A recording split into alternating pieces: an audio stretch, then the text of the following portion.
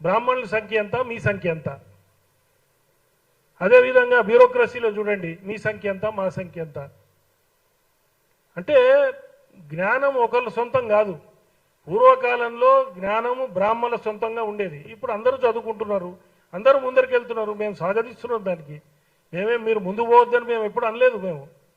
అయితే నువ్వు దళిత క్రిస్టియన్ల వైపు ఉన్నావా, దళిత హిందువుల వైపు ఉన్నావా అనేది తేల్చి చెప్పాల్సిన అవసరం ఉంది. నేను అందరికి కూడా హిందూ దళితులకి, హిందూ బీసీలకి, హిందూ సంఘాలకి, కమ్మ, రెడ్డి, వైశ్య, వెలమ, కాపులకి వీళ్ళందరినీ కూడా క్రిటిసైజ్ చేశాడు ఆయన. మీరందరూ ఏం చేస్తున్నారు, మీరందరూ కూడా కలిసి రావాలి మాతో అని చెప్పి నేను ఈ వేదిక ద్వారా మీకు రిక్వెస్ట్ చేస్తూ, ఇప్పుడే బీసీలకి 42% రిజర్వేషన్ ఇద్దామని ఇప్పుడే గవర్నమెంట్ అనుకుంటుంది. ఈ టైంలో కుల వ్యవస్థ తీసేయాలని చెప్పి అనటం, మరి నువ్వు బీసీలకు ఫేవర్గా ఉన్నావో బీసీలకు వ్యతిరేకంగా ఉన్నావో చెప్పాల్సిన అవసరం ఉంది. ఆయన ప్రెస్ మీట్ మీరందరూ చూసి ఉండొచ్చు. అఖండ భారత్ దాన్ని ఒక బ్రాహ్మణ్ డివైడ్ చేశాడు, జవహర్లాల్ నెహ్రూ డివైడ్ చేశాడు అంటాడు. మేము ఈరోజు కూడా సంకల్పంలో భరతవర్షే భరతఖండే అని చదువుకుంటాం, అఖండ భారతే చదువుకుంటాం మేము. మీకు ఆ విషయం తెలియదా? జవహర్లాల్ నెహ్రూ డివైడ్ చేశాడని అంటాడు. జవహర్లాల్ నెహ్రూ కూతురు, జవహర్లాల్ నెహ్రూ మనవడు ఈ దేశం గురించి ప్రాణాలు అర్పించారు. ఆ విషయం మీకు గుర్తు రాలేదా మందకృష్ణ గారు అని చెప్పి ఈ వేదిక ద్వారా మిమ్మల్ని ప్రశ్నిస్తున్నా నేను. బ్రాహ్మణులు బ్రాహ్మణానాం అనేకత్వం అన్నారు. అయితే పూర్వం అంటే ఒక 7-8 ఏళ్ల కిందనో ఎప్పుడో ఒక పద్మశ్రీ మమ్మల్ని ఇన్వైట్ చేయడానికి ఏదో వ్యాఖ్యలు చేశాడు. అదేవిధంగా ఇప్పుడు ఇంకో పద్మశ్రీ వచ్చాడు. ఈ పద్మశ్రీ వచ్చి మమ్మల్ని ఇన్వైట్ చేయక్కర్లే, మేము యునైట్ అయ్యి ఉన్నాం ఆల్రెడీ. బాస్ అనే ఆర్గనైజేషన్ ఒక అంబ్రిల్లా కింద ఈరోజు 151 బ్రాహ్మణ సంఘాలు ఈ తెలంగాణ రాష్ట్రంలో, నార్త్ ఇండియన్ బ్రాహ్మణ సంఘాలు, మధ్యప్రదేశ్, ఉత్తరప్రదేశ్, బీహార్, కర్ణాటక, మహారాష్ట్ర సంఘాలు కూడా బాస్ అంబ్రిల్లా కింద ఉన్నాయి. ఈ విషయం వారికి తెలియజేస్తూ, ఆ రోజు అవమానపరిచాడు కాబట్టే చాణక్యుడు ఫీల్డ్లోకి రావడం జరిగింది. తర్వాత చాణక్యుడు ఏం చేశాడనేది మీ అందరికీ తెలుసు. అదేవిధంగా ఇంకా దుర్మార్గం జరిగితే పరశురాముడు అవతారం కూడా, పరశురాముడు కూడా ఎందుకు వచ్చాడో మీ అందరికీ తెలుస్తుంది. ఇది తెలుసుకోవాలి. మమ్మల్ని ఊరికే మంచిగా మా పని మేము చేసుకుంటూ ఊరికే కెలకొద్దని చెప్పేసి వారిని సవినయంగా మనవి చేస్తున్నా నేను. అదేవిధంగా హిందూ మతంలో పుట్టి, హిందూ మతంలో రిజర్వేషన్లు అనుభవించి, మీ ఫ్యామిలీలో రిజర్వేషన్ ద్వారా ఎంబీబీఎస్ సీట్లు పొంది రాజమండ్రిలో, ఇప్పుడేమో దళిత క్రిస్టియన్ల వైపు మొగ్గు చూపాము. అంటే దీన్ని బట్టి నాకు చాలామంది ఇక్కడ నా మిత్రులు దళితులు వచ్చారు. నా మిత్రులు నా వెంబడే ఉంటారు, మాదిగ సామాజిక వర్గం చెందిన వాళ్ళు. ఈయన దళిత క్రిస్టియన్ వైపు పోయి హిందూ దళితులు, హిందూ బీసీలు వీళ్ళందరికి కూడా వ్యతిరేకంగా మాట్లాడుతున్నారు. చాలామంది హిందూ దళితులు నాకు ఫోన్ చేశారు. వారు ఏమన్నారంటే, ఆయన ఎంఆర్పిఎస్ ఉద్యమాన్ని మేము గౌరవించాం, ఎంఆర్పిఎస్ ఉద్యమంలో సహాయం చేశా నేను పర్సనల్గా. మా ఆఫీస్కి మందకృష్ణ గారు వచ్చారు, మేడి పాపయ్య మాదిగ దానికి సాక్ష్యం. వాళ్ళందరూ కూడా ఫోన్ చేసి, ఆయన ఎంఆర్పిఎస్ ఉద్యమం 30 ఏళ్ళు నడిపించారు, వర్గీకరణ గురించి, వర్గీకరణ అయింది, నీ ఉద్యమం అయిపోయింది, నువ్వు మందకృష్ణ మాదిగ పేరు హిస్టరీలో ఎప్పటికి కూడా ఉంటుంది. ఇప్పుడు ఆయన సెకండ్ ఇన్నింగ్స్ మొదలు పెట్టాడు, దళిత క్రిస్టియన్స్ వైపు వెళ్ళి గుంటూరులో పెట్టాడు. అంటే వైసీపీ పార్టీకి సపోర్టుగా దళిత క్రైస్తవులు ఎక్కువ మంది ఉన్న ఏరియాలో వారు ప్రెస్ మీట్ పెట్టడం జరిగింది. అంటే ఈ సెకండ్ ఇన్నింగ్స్లో టార్గెట్ బ్రాహ్మలు. నువ్వు డైరెక్ట్ రెడ్లను అనలేవు, కమ్మల్ని అనలేవు, కాపుల్ని అనలేవు అక్కడ ఆంధ్రాలో. అందుకని బ్రాహ్మణులు అంటావు. వీళ్ళు ఏదో పాపం వాళ్ళ పని వాళ్ళు చేసుకుంటారు, వాళ్ళు వచ్చి ఏం మాట్లాడరు, వీళ్ళని టార్గెట్ చేద్దాం అంటే నీ నీ మైండ్ వెనకాల మమ్మల్ని కాదు, ఏదో కుట్ర ఉంది. అదేంటో మాకు తెలుసు. మొన్న ప్రెస్ మీట్ పెట్టడానికి ఒక రోజు ముందు ఇన్విటేషన్ ఇచ్చి మళ్ళీ ఒక రోజు పోస్ట్పోన్ చేసుకొని దాని వెనక రహస్యం కూడా మాకు అందరికీ తెలుసు. ఇప్పుడు దళిత క్రిస్టియన్స్ నుంచి వకాల్తా పుట్టుకున్నప్పుడు నువ్వు దళిత హిందువా కాదా చెప్పాల్సిన అవసరం ఉంది. దళితులందరూ మేము హిందూ దళితులకి మాకు వాళ్ళ సపోర్ట్ కావాలి, మేము వాళ్ళకి సపోర్టింగ్ ఉంటాం, బీసీలకి సపోర్టింగ్ ఉంటాం. కానీ సుప్రీంకోర్టు జడ్జిమెంట్కి ఎగెనెస్ట్గా మీరు చెప్పిన క్రిస్టియన్ మతానికి మాత్రం మేము సపోర్టింగ్గా లేము. ఇంకో మాట అన్నాడు అక్కడ ఆయన, బ్రాహ్మణుల వల్ల దౌర్జన్యాల వల్లే ఎస్సీలు అందరూ దళితుల్లోకి క్రిస్టియానిటీలోకి మారుతున్నారు అన్నాడు. అంటే ఆయన కాంట్రడిక్టరీ స్టేట్మెంట్స్ చూడండి మీరు. మా వల్లనే మతం మార్చుకుంటుర్రు, మళ్ళీ అక్కడ కూడా ఫాస్టర్లు బిషప్లు అందరూ మేమే ఉన్నామంట. అంటే మీరు అనేదానికి ఏం అర్థం ఉంది? అక్కడ మేమే ఉన్నాం, ఇక్కడే మేమే ఉన్నప్పుడు నువ్వు మతం ఎందుకు మార్చుకున్నావు? అంటే బ్రిటిష్ పాలకులు వదిలివెళ్ళిన దాన్ని నువ్వు తీసుకుంటున్నావా? క్రిస్టియన్ మతంలోకి అందరినీ మార్చడానికి నువ్వు వకాల్తా పుచ్చుకున్నావా? లేదంటే అక్కడ ఢిల్లీలో బీహార్లో బ్రాహ్మిన్స్ భారత్ చోడో, బ్రాహ్మిన్స్ బనియా భారత్ చోడో, Brahmins Bania we are coming for you అని గోడల మీద రాతలకి నువ్వేమన్నా వకాల్తా పుచ్చుకొని 2 రాష్ట్రాల్లో తిరుగుతున్నావా?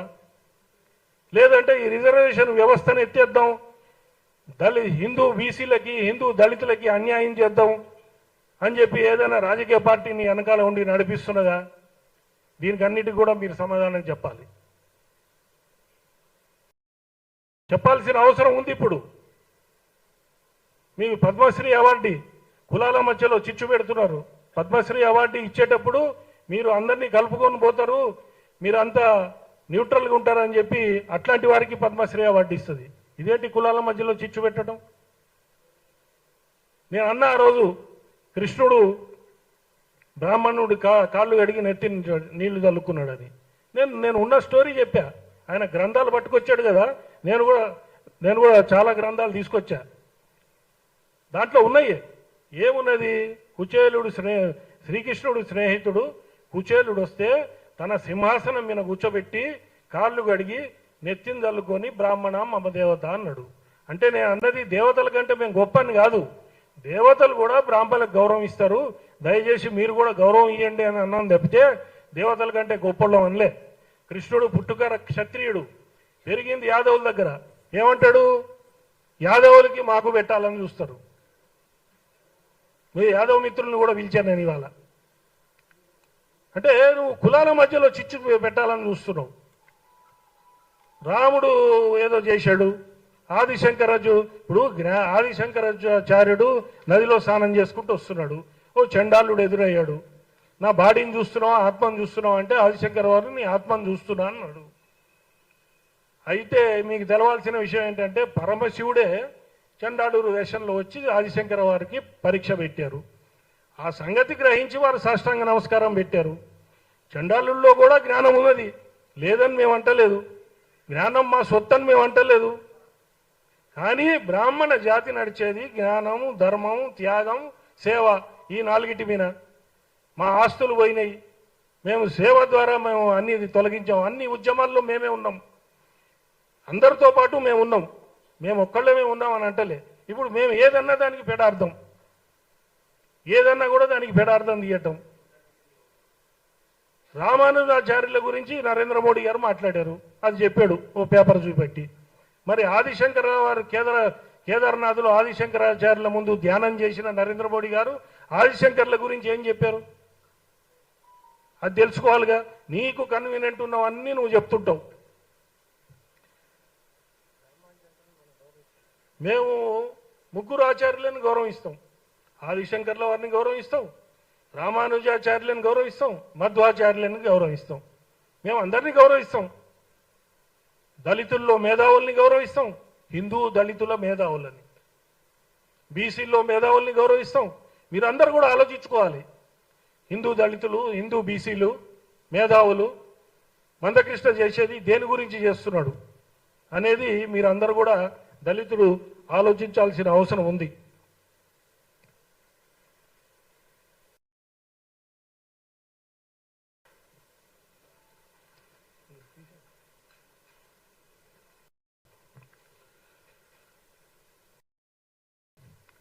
ఇప్పుడు ఆయన ఇంకొక మాట అన్నాడు,